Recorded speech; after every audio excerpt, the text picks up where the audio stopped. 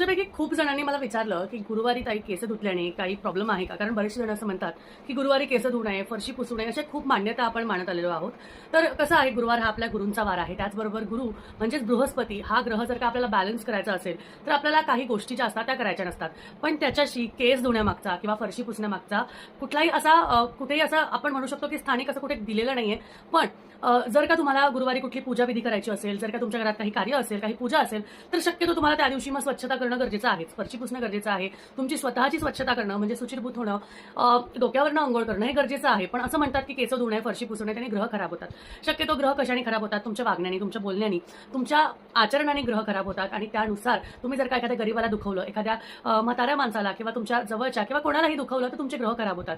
पण डोकं धुतल्याने किंवा फरशी पुसल्याने असं कुठल्याही प्रकारचा ग्रह खराब होणार नाही. पण हा, तुमची काही पूजा असेल, काही उपासना असेल, काही गोष्टी असतील आणि यासाठी तुम्हाला स्वच्छतेने किंवा पवित्रतेने गोष्टी करायच्या असतील तर